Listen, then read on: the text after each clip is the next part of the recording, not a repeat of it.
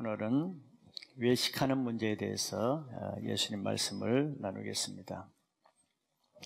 사람은 다 자기 자신을 다른 사람에게 더 잘 보이길 원하고 더 나아가서는 자기 실제보다는 더 낫게 보이기를 원하는 마음이 있습니다.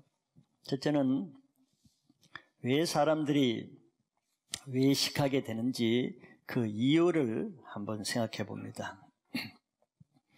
예수님이 서기관과 바리새인들을 책망을 많이 하셨죠.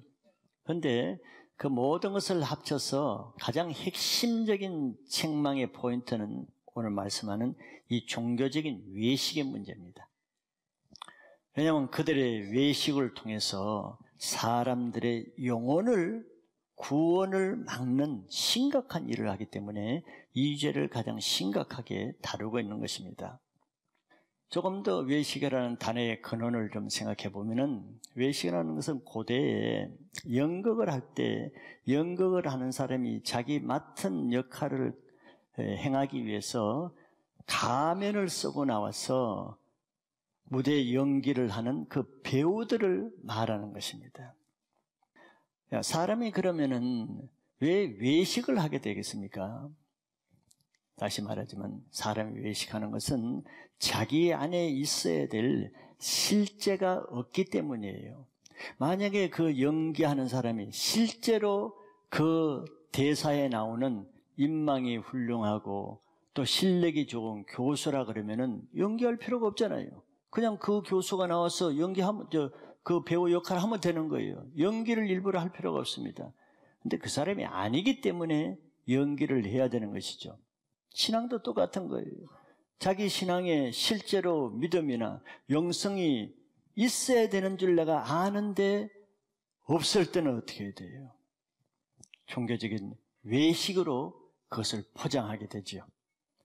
그러면은 자기 맡은 직분을, 신앙을 연기하는 형식적인 신앙이 되죠. 그 신앙은 실제는 아니에요. 연기할 뿐이에요. 이걸 우리는 종교인이라고 말합니다. 이런 것을 외식하는 신앙이라고 하죠. 자신의 실체를 감추고 외식하면서 괴롭게 사는 것보다는 연약한 허물을 빛 가운데 드러내므로 더 이상 고통받지 않고 자유하시기를 부탁합니다. 네. 두 번째는 외식하는 사람의 실제를 한번 생각해 봅니다. 외식은 배우가 하는 연기라 그랬습니다. 자, 배우는 무대 위에서만 연기를 하는 거예요. 그래서 그 무대 위에서 자기 맡은 역할이 끝나면은 이제 본래 자기 생활로 들어갑니다. 연기가 끝났기 때문에. 즉, 외식하는 사람은 교회 안에서 맡은 직분과 그 역할을 훌륭하게 잘 해낼 수 있어요. 그러나 그 역할이 끝난 다음에는 이제 집에 들어가서는 본래 모습으로 돌아가야 되죠. 이렇게 교회는 다니지만 속사람이 변화되지 않으면은 그 사람은 교회 안에서는 연기 생활을 하고 본 생활은 가정과 직장과 캠퍼스와 세상에 나가서 자기의 본 삶을 살게 됩니다. 그래서 그 사람의 실제 삶은 교회 밖에서 일어나고 교회 안에서의 행동은 하나의 연기일 뿐입니다. 고린도전서 4장 20절에 하나님 나라는 말에 있지 아니하고 오직 능력에 있음이니라 그랬습니다. 하나님 나라는 말, 아는 것, 지식 이런 데 있지 않다. 능력이 있다 그랬습니다. 그래서 하나님을 사랑하지 않으면서도 말로는 하나님께 예배드릴 수 있고 말로는 찬양도 할 수 있고 하나님을 믿지 않으면서도 말로는 성경을 남에게 가르칠 수도 있고 전도도 할 수 있고 다 할 수 있어요. 그러나 그는 하나님 나라가 임하는 것은 아니죠. 그러나 그런 사람은 예배를 그렇게 드릴 수는 있어도 예배를 통해서 하나님의 임재를 만나지는 못한 큰 문제가 있지요. 성경을 가르치기는 하지만 자기가 가르치는 성경 말씀으로 믿음이 생기지는 않습니다. 찬양을 할 수는 있지만서도 입술로 따라하고 곡을 맞출 수는 있어도 그 찬양이 자기 영혼을 자유케 하고 기쁘게 하고 풀어주는 능력은 없는 거예요. 그래서 사람이 변화되지 않습니다. 변화는 능력으로 되는데 능력이 없기 때문이죠. 그래서 외식하는 사람은 지식도 있고 다른 재능도 있고 모든 것이 있지만서도 하나님 말씀대로 살아날 능력이 없기 때문에 그것이 문제입니다. 그래서 능력을 가장하려니 그 얼마나 힘들고 피곤하고 지치겠어요. 이제는 이런 종교가 주는 피곤과 힘든 무거운 짐에서 벗어날 수 있기를 바랍니다. 마지막 세 번째, 그러면은 예수님이 외식하는 사람들의 문제가 뭐라고 말씀하는가를 한번 봅니다. 예수님은 여기 13절과 14절, 15절에서 한 가지 문제를 말씀하고 있죠. 13절에서 외식하는 서기관과 바리새인들의 문제는 너희는 천국 문을 사람들 앞에서 닫고 너희도 들어가지 않고 들어가려는 자도 들어가지 못하게 하는도다. 아주 심각한 죄를 말하고 있죠. 15절에도 같은 말씀입니다. 같은 맥락을 다르게 표현했죠. 너희는 교인 한 사람을 얻기 위하여 바다와 육지를 두루 다니다가 생기면 너희보다 배나 더 지옥 자식이 되게 하는도다 그랬어요. 자기 안에 생명이 없는 사람은 다른 사람에게도 생명 없는 말을 전도하고 생명 없는 말을 가르치기 때문에 그 말을 들은 사람은 자기보다 배나 더한 지옥 자식이 되게 한다는 말씀이에요. 그런 사람의 말씀과 전도를 통해서는 구원받고 변화되는 열매가 없습니다. 오히려 그런 사람의 말을 들을수록, 그런 사람이 전하는 성경 말씀을 들을수록 천국문을 닫고 지옥 자식이 되게 하는 것이죠. 그게 대표적으로 말하면은 이단들이 하는 것이 그것이죠. 그들도 성경을 가르치기도 하고 성경 공부를 시키기도 하나 그런 사람들의 성경 설교와 성경 공부를 하면 할수록 영이 죽고 지옥 자식이 되게 하는 것입니다. 그뿐만 아니라 오늘 말하면 정통 종교인이라고 하는 서기관과 바리새인들도 똑같다는 거예요. 바리새인과 서기관들은 예수님이 그들이 천국 열쇠를 가졌다고 이렇게 말씀하신 적이 있습니다. 즉 그들이 구원받을 수 있는 하나님의 말씀인 율법을 가르칠 수 있는 직분을 맡았기 때문에 그렇게 말씀하신 거죠. 그런데 그들이 그런 말씀을 가지고 천국으로 인도해야 될 텐데 그들이 율법주의로 천국문을 닫는 설교를 하고 천국문에 들어가지 못하는 성경을 가르쳤기 때문에 그들이 예수님이 지금 화 있을진저 이렇게 말씀하는 거예요. 누가복음 11장 52절에 보면은 와 있을진저 너희 율법 교사여 너희가 지식의 열쇠를 가져가서 너희도 들어가지 않고 또 들어가고자 하는 자도 막았느니라 하시니라 그랬어요. 지식의 열쇠, 즉 하나님의 말씀을 맡았다는 겁니다. 지금도 이스라엘에는 성경을 맡은 랍비들이 많이 있습니다. 또 랍비 학교를 다니는 종교인들이 많이 있어요. 그들은 모세오경 또는 구약 성경을 가르치고 전하고 있습니다. 근데 그들이 가르치는 성경을 듣고는 구원받는 사람이 아무도 없을 뿐더러 그 말씀을 들은 유대인들은 점점 구원에 마음이 다치게 되죠. 그래서 그들이 랍비의 설교를 듣고 예수를 믿고 구원받은 사람 아무도 없습니다. 이해가 잘 되시죠? 구약에도 예수를 믿을 수 있는 복음이 얼마나 많습니까? 한 군데만 말해도 이사야서 53장 그 구절은 아주 예수님을 가장 잘 표현한 내용이고, 정말 마음이 있는 사람은 이사야서 53장을 그냥 혼자 읽어도 예수님을 믿을 수 있는 그런 좋은 복음 말씀입니다. 그런데 놀라운 것은 랍비들이, 유대인 종교 지도자들은 그 말씀을 못 읽게 하고 그 말씀을 가르치지도 않고, 또 물론 다르게 해석하기도 하고, 또 심지어는 그 53장 말씀 성경을 찢어버리기도 하고 가려놓기도 한다 그래요. 얼마나 놀라운 일입니까? 지식의 열쇠, 천국 문의 열쇠를 가진 사람이 지금 닫는 일을 하고 있어요. 자기도 못 들어가고 들어가고자 하는 사람도 닫는 역할을 하고 있어요.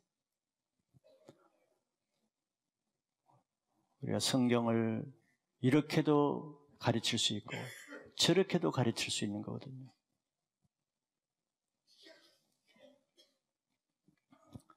종교인들은 이렇게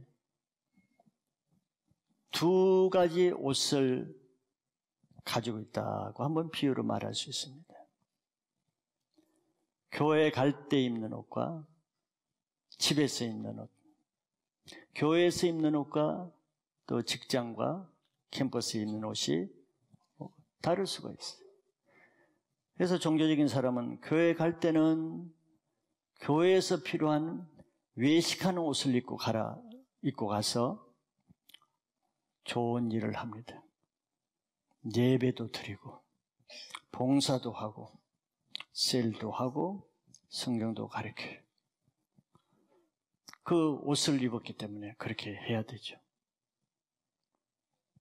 그리고 그 사람이 계속 그 옷을 입는 게 아니고 예배도 끝나고 셀도 끝나고 교회 활동이 끝나면은 집으로 돌아옵니다. 그럼 집에 돌아와서도 계속 그 옷을 불편해서 못 입고 있겠죠. 그래서 집에 와서는 본래 입던 옷으로 갈아입습니다. 그럼 본래 입던 옷으로 갈아입으면 본래 일을 하게 돼 있죠. 그런데 이렇게 정장을 하고 넥타이를 하고 망일 그런 거 하기가 좀 그러죠. 아무리 얼굴이 두꺼워도 이렇게 정장을 하고 그렇기는 힘들어요. 정장을 하면 정장을 한답게 행동할 수밖에 없어요. 그래서 나는 예배 때가 아니면은 정장하기 싫어요. 행동을 마음대로 못해. 자유롭게 살고 싶은데. 근데 또 성도들이 보면은 목사님 옷을 아주 자유롭게 입으시네요. 또 한마디 하면 위축이 돼. 난 사실 교회에서도 좀 청바지도 입고 오고 싶은데 성도들이 어떻게 볼까? 이것 때문에 제가 용기를 못 가져요. 근데 아무리 넥타이를 메고 이런 사람도 예배 군복을 입혀나 봐봐. 예배 군복을 입으면요 모든 일을 다 할 수 있어. 자유로워요. 옷이 그렇게 중요합니다. 옷이 중요해요. 옷이 사람의 행동을 제약하게 만드는 겁니다. 사람의 행동을 풀어주기도 하고 제약하기도 하고. 그래서 사람들, 종교적인 사람은 교회에 올 때는 종교의 옷을 입고 와요. 그게 외식의 옷입니다. 근데 집에 가서는 집에 원래 자기 옷을 입어요. 그럼 종교적인 옷을 입을 때는 종교적인 일을 잘 할 수 있지만 또 집에 와서는 그 옷을 벗고 새로운 옷을 입으면 새로운 옷을 입고 자연스럽게 옛사람의 자기 일을 하게 되죠. 하던 대로 교회에서는 절대 혈기 안 낸 사람이 집에 오자마자 혈기 내고, 교회에서는 아주 겸손하게 하는 사람이 집에 와서는 아주 완고하고 교만하게 하고, 교회에서는 아주 열심히 부지런히 섬기는 사람이 집에 와서는 손 하나 꼼짝 안 하고 게으르고, 교회에서는 거룩한 옷을 입고 거룩한 말과 행동을 하던 사람이 집에 와서는 엄난하고 더럽고 추한 생활. 이게 세상에 속한 자기 일을 하는 거예요. 집에 와서는. 교회에서 하던 경건은 연기용일 뿐이고 집에서는 하나님 말씀과 아무 상관없이 합니다. 주일 말씀 금방 들어도 집에 가는 사이에 옷을 다 벗고, 집에서는 옷을 벗고 나자마자 교회에서 하던 것은 다 끝나고 치워버리고 자기 옷을 갈아입고 자기 일을 합니다. 교회에서 입는 옷과 집에서 입는 옷이 다르기 때문에 교회에서 하는 행동과 집에서 하는 행동이 다를 수밖에 없죠. 같은 옷이라 그러면은 교회 갈 때도 그 옷을 입고 집에서도 그 옷을 입고 직장에서도 그 옷을 입으면 집에 와서도 여전히 하나님을 사랑하고 하나님의 성경을 읽고 묵상하고 그러겠죠. 근데 예수님은 오늘 자기도 천국 문을 닫고 가지 않고 가려고 하는 사람도 막는 것이 그들의 화가 주어지는 문제라 그랬습니다. 자기 혼자만의 문제가 아니라는 거예요.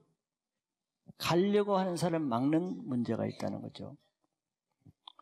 자, 그런 집에 와서 교회에서 그런 행동을 보는 사람, 가장 가까이서 보는 사람, 집에서 그런 행동을 가장 가까이 보는 사람은 누구겠어요?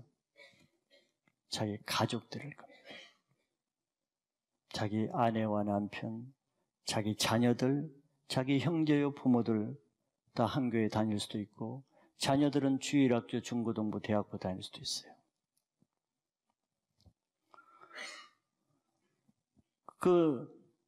그런 외식하는 남편, 그런 이중적인 아내의 모습을 누가 가장 잘 보겠어요? 자기 남편과 아내가 가장 잘 알죠. 집에서 옷 갈아입고 하는 것을 셀 리더나 다른 사람은 잘 모릅니다. 자기 가족들만 알죠. 그런 남편과 그런 아내의 모습을 보는 부부가 서로 신뢰가 생기며 서로 사랑이 생기는 것은 쉽지 않겠죠. 존경이 가는 것은 쉽지 않을 거예요. 판단이 되기 쉽고 멸시하게 되고 비웃게 되고 무시하게 되겠죠. 이게 부부 사이를 어렵게 만들지 않겠어요? 그런 부부가 깊은 무슨 영적인 교제를 하겠어요? 속마음을 나누겠어요? 신뢰가 안 되는데.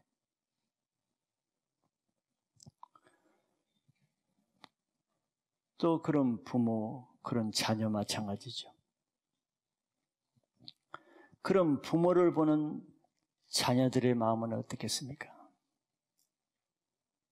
자기 부모가 교회에서는 그래도 중직을 맡고 리더라고 존경을 받는데 가정에서 자기 부모의 모습은 전혀 딴 모습. 그런 자녀들의 눈에 부모를 향한 어떤 존경심이 생기고 부모에게 순종하려는 마음이 드는 것은 쉽지 않겠죠.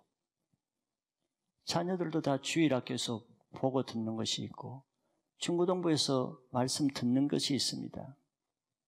신앙이 어떤 것이고 어떻게 해야 된다는 건 자녀들도 다 알고 있어요. 그 자녀의 마음에 남는 것은 부모에 대한 실망과 신앙에 대한 회의가 생기는 것밖에 없을 거예요. 그럼 그런 자녀들 속에는 그 부모에 대한 분노가 생깁니다. 그래서 반항하게 되고 부모와 관계가 어려워지고 존경과 신뢰가 무너졌기 때문에. 그리고 그런 자녀는 교회에 대해서 불신하게 되죠. 더 이상 그런 교회를 신뢰하기 어렵기 때문입니다. 그래서 그런 자녀는 그런 자기 부모가 다니는 교회라면 차라리 교회 안 다니는 것이 낫겠다 하는 생각을 하게 되죠. 어릴 때야 부모가 억지로 가라고 하니까 무서워서 주일학교도 가고 중고등부도 가지요. 그러나 그런 아이들은 틀립니다. 와서 예배를 드립니까? 찬양을 따라합니까? 올 때도 한 바퀴 삥 둘러서 예배 시작 30분 후에 오고 예배 끝나기 10분 전에. 왜? 부모에게 야단을 맞기 위해서, 예배 참석했다는 도장을 찍기 위해서 와서 장난하고 졸다가 가는 거예요. 왜? 교회에 대한 신뢰가 끊어지는데, 자기 부모의 모습을 볼 때 신앙을 바르게 할 아무 동기와 의욕이 없잖아요. 그러니까 형식적인 모태신앙이 되는 것입니다. 그리고 그들이 어리니까 부모의 강압에 의해서 나오기는 하지만 이제 커서 대학을 가거나 더구나 직장을 가고 결혼을 하면은 더 이상 교회 나오지 않습니다. 더 멀리 떠납니다.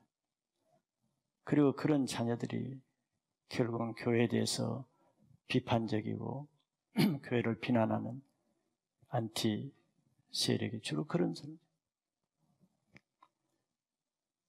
결국 그 부모가 천국문을 닫고 자기도 들어가지 않을 뿐더러 자기 자녀들도 들어가지 못하게 하는 일을 하게 되는 거예요. 자기 남편의 하는 행동을 보고 자기 아내가 실망하기도 하고, 자기 아내의 행동을 통해서 남편의 마음이 다치고, 직장에서도 마찬가지예요. 캠퍼스에서도 마찬가지예요. 교회를 다니면서 다른 사람에게 이중적인 모습을 보일 때, 믿지 않는 사람이 볼 때는 그 사람을 보고 어떻게 생각하겠어요? 교회에 다니는 사람이 저런 모습이라면은 교회는 가면은 안 되겠구나 하는 결심을 하게 되겠죠.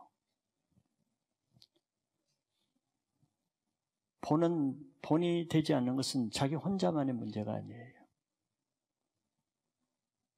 학생들을 가르치는 교사가 아이들에게는 열심히 신앙하라, 성경 읽으라, 예배 지각하지 말라, 찬양을 열심히 하라 하면서, 교사가 자기는 맨날 미디어에 빠지고, 학생들은 미디어 하면 안 된다 그래도 자기가 하고, 학생들은 지각하면 안 된다 그러고 자기는 맨날 지각하고, 자기 문제가 아니죠.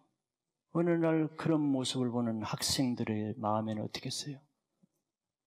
그 다음에는 그 선생에 대한 불신과 실망과 회의로 인해서 신앙에 대한 회의를 가지게 됩니다. 자기 행동이 자기 개인에 머무는 게 아닙니다. 다른 사람을 어떻게 하는가? 지금 예수님은 이것을 따지는 거예요. 너뿐만 아니라 들어가고자 하는 자도 네가 못 들어가게 막는 이 문제를 말하고 있습니다.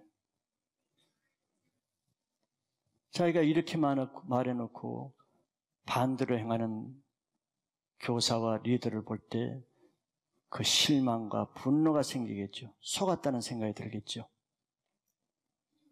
그럼 그 한 영혼의 한 학생에게 깊은 상처와 절망으로 하나님에 대해서, 교회에 대해서 배신감을 느끼게 되는 거예요.